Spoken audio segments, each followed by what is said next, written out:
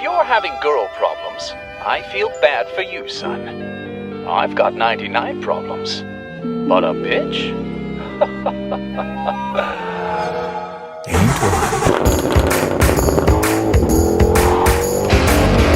Ain't one.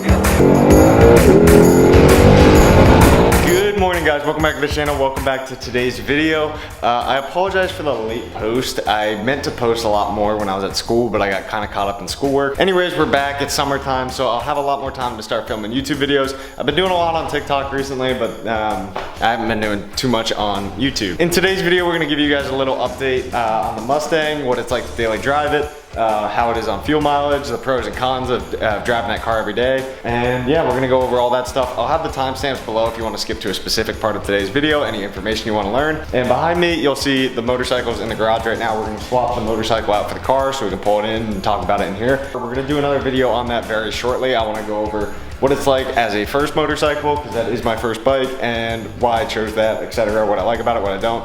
We'll do an update video on that in the next video. Anyways, let's get started with today's video.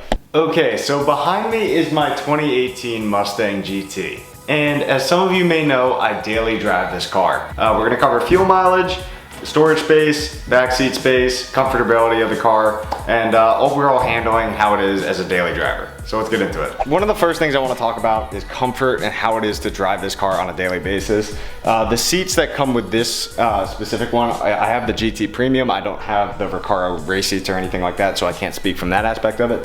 But I have the stock seats in here, and they are beyond comfortable. I've taken it on several hour road trips. I think the longest one I've been on was an 8-hour road trip in this car, and it literally was the most comfortable ride I've ever had.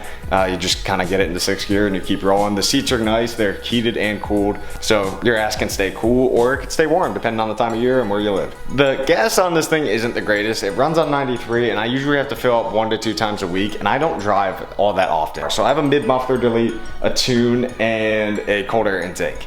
And it brought my gas mileage down from like an average of like 18 to 20 miles per gallon to around 9 miles per gallon. Because I live in the middle of nowhere, so like everything is a route. So I'm just driving long straight roads most of the time, and it's still getting around 9 miles per gallon. The trunk space alone is fairly large. I could fit about 4 sets of golf clubs in just the trunk itself. If you fold the back seats down, you can fit a lot more stuff, sliding it all the way up. There's plenty of room.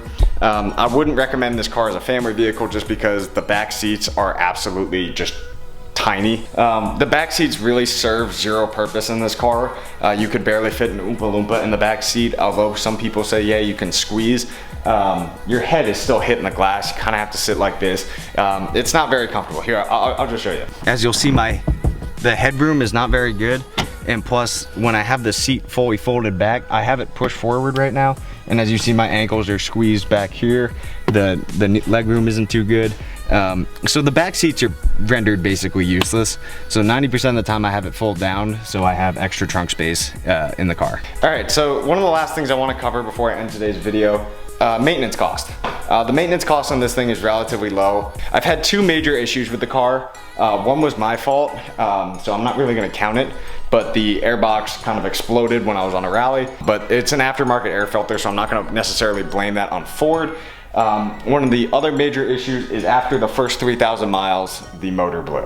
It seemed fine, and then within the first like 2 weeks of ownership, I started hearing a very loud knocking noise, which I immediately knew what it was. So I took it right into Ford, and they told me that the whole motor is done. But thankfully the car was still under warranty, it was still brand new. And because of that, I'm kind of thankful because now I have a new Gen 3 Coyote sitting in the engine bay, and I know how it's been driven, I know all the miles on it, so that's kind of important for me. But that's basically it for today's video. I'm sorry for the short video, but I wanted to give you guys at least a little bit of content and let you guys know I'm working on some other projects at the moment. If you follow me on TikTok, you'll know I've been posting a lot more lately, and I'm trying to get back into it now that I have a little bit more time on my hands. Thank you guys for watching, and I'll hopefully see you in the next one. We got something super fun planned, so I will see you guys later. Peace.